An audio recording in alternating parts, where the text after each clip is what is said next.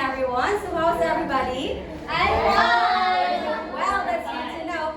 But before anything else, we would like to introduce ourselves formally. My name is Antoinette Rosal, together with my co-discussants. I have here Mariel Abelson. Alright, so our topic for today is all about the women and the law. Before we will deeply proceed with our discussion, let us first define our lesson objectives for today's afternoon. So may I request everyone to please read it. This module discusses about various laws affecting women and their rights. At the end of this module, you should be able to know about the various Philippine laws affecting women, identify the various rights of women, and understand the impact of these laws and rights to the Filipino women and society. Thank you so much. So, what was our topic again? Women and the law. Alright, so very good. So the Philippines is known for its very liberal and progressive constitution that was formulated during the euphoria of People Power Revolution. So considering the unequal gender equality during the People Power Revolution. So gender equality is a key element of this charter, and as enshrined in Article 2, Section 14 of the 1987 Constitution, it states that, may I request everyone to please read? The state recognizes the role of women in nation building and shall ensure the fundamental equality before the law of women and men. So may I sabtan? Wala. Alright, so obviously in this article, it obviously stated here that we should recognize the role of the woman, and we should have an equality between the men and the women. Sa tanda? Yes. So sa Article 2, Section 14. So there is also Article 13, Section 14, specifically mentioned that everybody read? State shall protect working women by providing safe and healthful working conditions, taking into account the maternal practices and such facilities and opportunities that will enhance their welfare and enable them to realize their full potential in the service of the nation. So may I sabtan? Yes. Okay, una sa. Service. Alright, so in this article, so it obviously stated here that we shall protect women. So in providing them a very a healthy, a safe and a helpful working condition. So especially, so women has the right to maternal leave, especially those women who are pregnant. So they have the right to yes. Example, siya nakita ko sa mga balita, ang mga babae hatagan sila like ng opportunity, like facilities and opportunity that will enhance their welfare, like ito mga livelihood. Kabalay ka mo yun, Yes. maghimo-himo sila ng mga beads, maghimo sila ng mga bags, maghimo sila ng mga sandals, like, yun nga na. Yes, that's correct. What else? Yes, Mr. Charles. Kung gawin namin yan, ano din lang, ibalik ay okay. Hindi ka protektahan, for example, buntis, yung mga linya-linya. Oh. Mas may priority ba o biskan ano na, murag dili na kita makalambit, uy, unfair, di ba? Kay murag yaka suwat or yaka ano na gid sa ato na i-priority gid ang mga buntis. Yes, correct. Sorry. So any idea? Or ano i-add? Examples? So right now. So let us now proceed to the various laws promoting gender equality. So women has also the right. So may mga law para sa mga babae. So first is we have the local government code of 1991. So may I request Ms. Christian Lopero to please read this. Provides for the election of senatorial representation including women in local legislatures. May I sabdan? Alright, so in this law, so kung noon, taging mga kalalakihan lang ang may karapatang mag-lead or mamahala sa isang komunidad. Pero ngayon, may karapatan na rin ang mga babae para mag-lead or mamalakad sa isang komunidad. So, just like example sa mga barangays, di ba? In barangays, may mga babae na ng mga trabahante sa president, di ba? May mga babae na ng mga presidente. So what else? Kagawad sa So mga iski, di ba? Iski Mga na kababae na. Oh, yes. Sample ka ng Gili. So that belongs to the Local Government Code of O 1991. classroom president. Local to. So tanda? Yes. So second, we have the partyless law. So we request Ms. Bolala to please read this. Provides for the protection of women-oriented women-based violence to complete partnership system. Women are one of the nine stars identified. Maya Sabtan? Yes, we have Bali, in this law, women are given opportunity to establish party lists such as Gabriela. Gabriela is for like women equality and women expression nila in the society. Amo ila kibali nila solo. So yeah, in this law they are given opportunity na mag-establish na party list. Yes, that's correct. So one of the examples is the Gabriela's partyless law. So obviously, in this law, so partyless law, so as what Mr. Jeff said, that so ito ginawa ang batas na ito upang mabigyan ng karapatan ang mga babae upang maglikha ng mga party list at marinig ang kanilang mga buses sa legislative office, which is in the House of the Representatives. Ipakita sa Yes. sa Sabdan na? Kaya nila magaling. Okay, so third is we have the labor code. So may I request Ms. Sunshine to please read this. Ipakita. Cover issues as 3 Labor Code 1989. Cover issues such as night work, prohibition, specifies that employers must provide special facilities for women. Prohibition for discrimination against women in respect to terms and conditions of employment, and prohibition of discrimination by reason of marriage of a woman workers. Yes, thank you so much. So may assumption Ms. Sunshine. So in this law, the Labor Code of 1989, so ginawa ang batas na ito upang maprotektahan ang pagbabawal sa pag-overnight work sa mga kababaihan. Although, pwede gihapon siya, pero bayadan ang ilang mga overtime work. And also, women should, tagaan sila ng mga pasilidad ng mga, yung comfortable sila na proper desk and proper seats and proper environment. And aside from that, in this law also, pinagbabawal din ang discrimination sa mga babae, lalong-lalo na sa mga member ng LGBTQ. Yung dahil sa ang isang babae or isang tomboy ay may partner na kapwa babae. So, ipinagbabawal yan sa Labor Code, ginawa ang batas na yan dahil sa Labor Code of 1981. So, hindi kayo discriminate ang mga tomboy kay ang nila partner is babae sa. So, kung ilabag mo yaon, pwede sa pagpapasukan. So, woman has a right. Amokay. So, fourth is we have the Woman and Nation Building Law. So, may I request Ms. Norlin to please read this. Women and Nation Building Law. This law, Republic Act 71/1991, is an act promoting the integration of women as full and equal partners of men in development and nation building. The law provides that a substantial portion of government resources be utilized to support programs and activities for women. Alright, so, yes. So, ginawa ang batas na ito dahil hinihikayat ng ating pamahalaan or ang batas na hinihikayat nila na ang mga kababaihan ay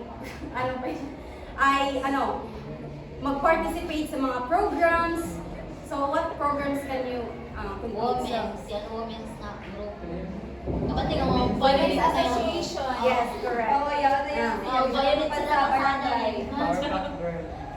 At ang paglahok ng mga kababaihan sa proseso sa pag-unlad ng ating bansa. At iwasan din yung bias sa ating kasarian. For the rest. So, yung pagkakita, Woman and Nation Building Law. Yes. So, who can give me an example? Ano Sa sa mga programs. Currently, sa purpose ng dito ng women. Say. Ay, nagtungo niya una sa grupo sila. Iton, for example, iton, Women's Association, nga na sila ginatagaan ng budget to make laong pa ila way of living na sila mismo magpalago na niyaon. Diba? As an association, bali. So, that belongs to the Quran. That belongs to the Republic Act of 782. Yung mga programs ba sa yung mga lalaki o yung mga or may partnership between them? Asa. Di man na program, utangan. Your work is still. Yan, ano, yan, hindi ko sa puso, di ba daw na equal partner sa Development Nation Building? Yan, iba yan. Yan, ito mga orientation ito or mga program na di ba yan, ang tawag yun? Yan, murag, orient for family. Pwede na siya. O, orient for family, kaya partner sa lalaki at babae. Yan ka, kumabuti sa babae, dilning. Kumabuti sa babae to, di ba may mga orientation na una yung lalaki, how he care the girl or the babae. Yes, as what Ms. Charlene said earlier na ang Women's Association is ginatagaan sila of budget for them to ano daw to like at ano ito yung mabilang sa kuan. Ay, okay. So it's up to the nation building law. Oo. Basta mga So programa next ko. we have the 1988 Comprehensive Agrarian Reform Law. Yes.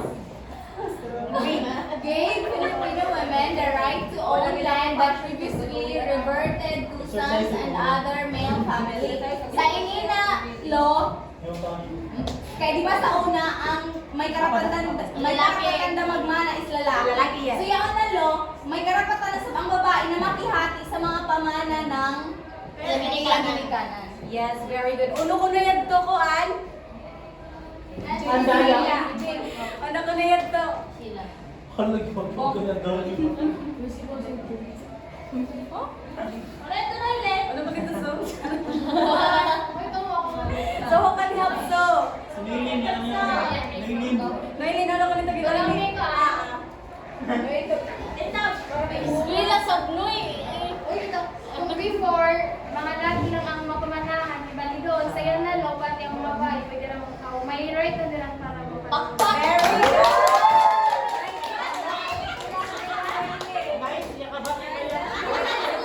Elisa Sinoyle. So let us now proceed to the Republic Act of 7688 of 1994. So can you read this, Mama? Republic Act 7688, 1994, an act giving representation to women and social security. So, anyone, do you have any idea about the Republic Act of 7688 of 1994? So, ginawa ang batas na ito upang mabigyan ng representasyon ng mga kababaihan sa Social Security Commission. So, Social Security Commission. Social Security. Social Yes. This one concept. Who can help me? Who can help me? I need help. Mr. Greg?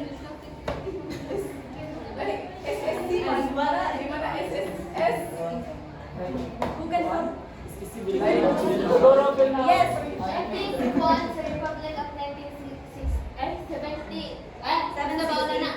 Kuan, itagaan ang rights ang mga women na mag-represent sa Senado galing. So, na ako na Social Security Commission. Thank you. Yes, Mr. Greg. Ante mo anak ko ang galing pag may meeting ang mga Senado. Ibalik na pwede na ang babae mo. Proxy. Ang SSC sa governing board ng SSS, ibali under yung siya ng SSS. Bali, naila na power to like mag-govern sa basta related sa SSS. Basta ba ina na kibali position, taganan ng kibali sila ng position under sa governing board. Amen. Oh, Thank you kaya so di sa, di ba So, lang, thank you so much. Yes, Miss. Lami, Yeah. Mayor Kuan siya yon connected sa SSS. So, the SSS aims to develop and promote social security institution providing universal and equitable social protection through world-class service. So, protection yan eh. Yes, thank you so much. So all of your ideas are brilliant. So 7. So the anti-sexual harassment law of 7877 by 1995. So may I request Mr. J to please read this. Anti-sexual harassment law of 7877-1995. An act declaring sexual harassment to be unlawful in the employment, education, or training environment. So obviously, diba, understandable to siya. So Yes. just know what's made in order for women to have a protection against sa mga laki na mga Rapes, mga rapes, Example, sa OFW. laki na mga chancing o sa intern sa ila working place, sa agent sa eskwelahan, and in all aspects of training. Yes. So kung ikaw, kung isa ka mga babae, kung giharas-haras ka na ni mong amo or ano man na doon, you have the right para ireklamo yung So that belongs to the Anti-Sexual Harassment Law of 7877 of 1995. So let us now proceed to the 8th. So we have the Republic Act of 7822 of 1995. So may I request Ms. Pearly to please read this. Republic Act 1995, an act providing assistance to women engaging in micro and cottage businesses and So thank you so much. So amo na ito yung gilaong Ms. Parad. So when we say micro, these are the small businesses such as the sari-sari store, mga stalls sa mga palengke, and what else? Piggeries. Yes, correct. And when we say cottage business enterprises, these are the manufacturing businesses. These are the big businesses. So it includes mga factories sa jewelries, sa yung mga panahian, di ba malalaki na, yes. Halos ilang trabaho na eh. So women, kung di mo gilaong Miss Paran, Sa Women's Association itong gitagaan sila ng budget to yaon magtukod ng isa ka bakery tapos sagot-sab nila ang kuhaan lang itong mga machines and other equipments and tools na gigamit para matukod ang kuhaan. And supplies. correct. So I'm gonna tell you Sinod sa ano, Yes. sinod sa inisiya kay Gipa, yan, hitabo na inisiya sa kantilan. Yan, gugmart bitaw, gugmart, gugma na murag market tindahan. Murag 7-Eleven. Ano kibali? The-provide yan kibali ang mga si Ma'am Carla, si Madam. Kibali ano siya, for girls, kibali mga trabahan please mga babae, kibali mga wala kibali mga trabaho, kibali mga single mother. Amoy ilagi pa mga trabahan tinag sa gugmart. Yes, that's correct, Oli. So let us now proceed to the last various laws of women. Is we have the Republic Act of 83533 of 1997. So may I request Mr. Greg to please read this. Republic Act 83533 of 1997, an act expanding the definition of the crime of rape, reclassifying the same as a crime against women. So may idea from Mr. Greg. In this act, ginaprotektahan ng bahay para sa mga kung na is crime of rape, tapos the same nag-apon din, especially the same sa same as the crime against women. Yes, that's correct. So aside from that, pinapalawak din ng batas na ito ang kahulugan ng krimen sa panggagahasa. Dahil noon, di ba before, ang mga luwi ng mga babae na yung rape ng mga lalaki, di ba? Tapos ibaliwala din nila. Yes. So now, women have now the right to sue you. So, yes. Pwede gihapon, may harassment sa gihapon. There is no Actually, that law is not just for women. Yes. It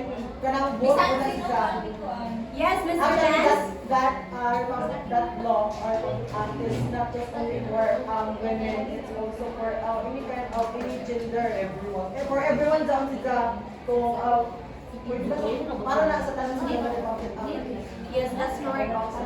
So this law does not only promote gender equality, but also the protection sa mga babae and to enhance women empowerment. So as what we have said, in every successful man, there is behind behind every successful man there is a woman behind it.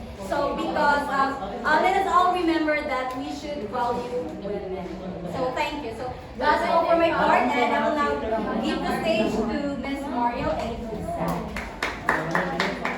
So good afternoon, everyone. So we are now here in sa national program. So based on the Philippines law stated, myriad of projects, initiatives, and processes on the gender challenge arose. So this includes the following. We have here first the Philippine Plan for Gender Responsive Development from 1995 to 2025. Okay. So The National Plan for Women that consolidates the action commitments of the Philippines during the Beijing World Conference on Women. This is the overall frame that is also the point of reference for the discussions and monitoring of gender mainstream. So, dito from here kasi in Philippine Plan for Gender Responsive Development, di ba, mostly ngayon in this world, mas nabibigyan ng kahalagahan yung kalalakihan. And ano talaga yung dito, mas mostly ng mga beneficiaries is yung mga lalaki, mas nabibigyan sila ng opportunity unlike sa women. So it is a framework and policy document that aims to promote gender equality and women's empowerment in the Philippines. So in the light full of ano tawag ini? Gender inequality. Yung bitaw mas kuan gid mo na ang disadvantaged group talaga is mostly women, di ba? So it really support activities that enhance women's chance for self-determination and participation, and also to create a world na merong guarantees gender equity. Ang may ang purpose ng Philippine Plan for Gender Responsive Development. Okay na ako ha? Okay, next is we have her Gender and Development Budget, or the GA. Isa'y makabasa. Ako, Mr. Earl. Gender and Development Budget. Integral to the national plan, it is aimed at institutionalizing gender concern in the mainstream development process and agenda, and not just peripheral programs and projects of the government. So based on what you read, unsa may imuha na sabitan? Ang mga din.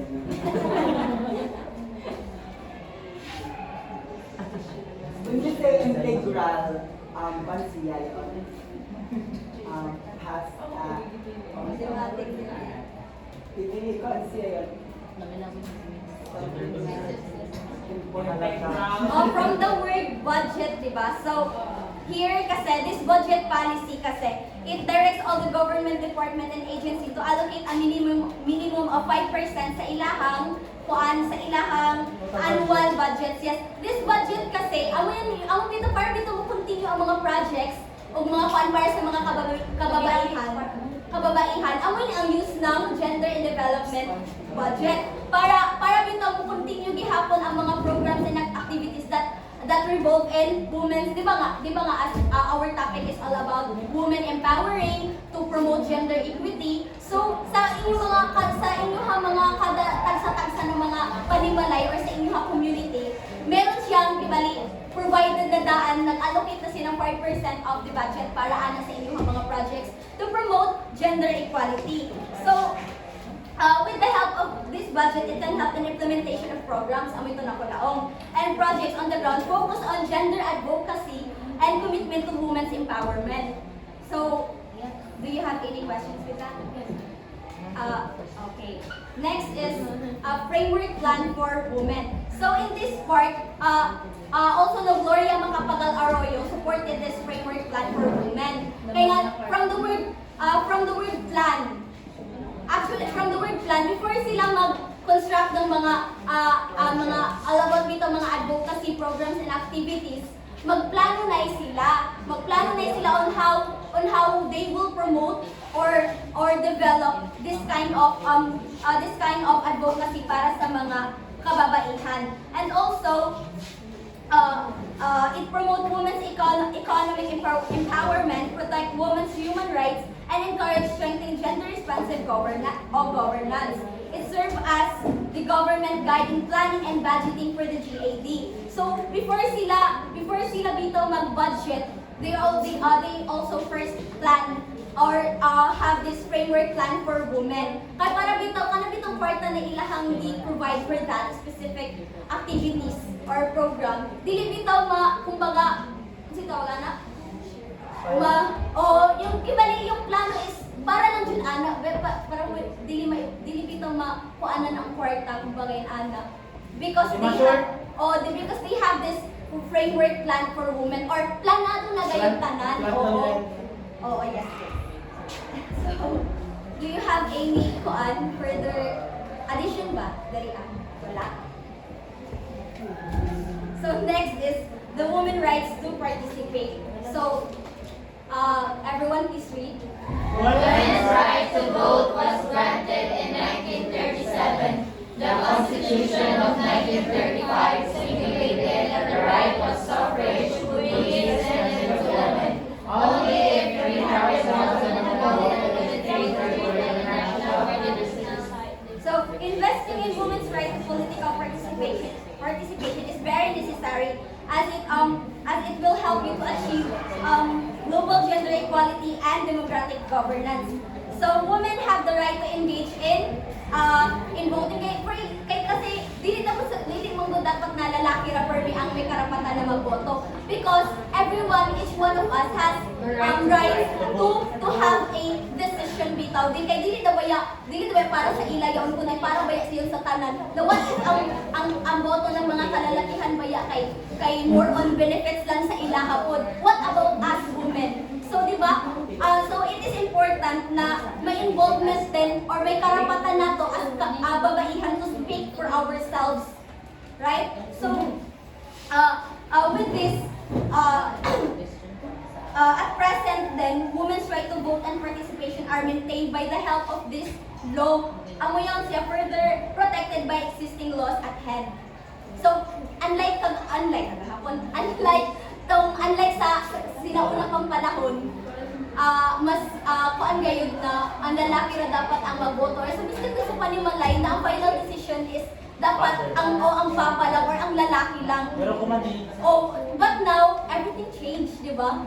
May ano na siya, Wala bitaw. Mula aga ko, palagi ko mama. Oh, yes. So, may kuan na may gender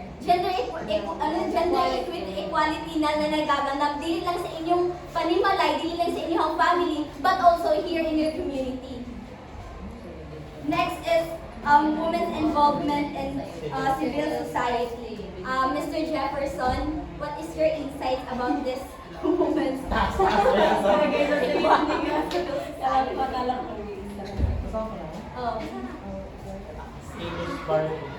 Women's expression of involvement in civil society is through organizing among gender-specific issues and information about women groups within broad coalitions as powering us groups such as the Filipina Feminist Movement, the militant Gabriela, a women's group, the Ugnayan ng Kababaihan sa Politika or the UPP Network on Women in Politics, the Kilos Cabaro Access Coalition, and Civil Legislative Network have trailblazed women advocacies both in policies and legislations.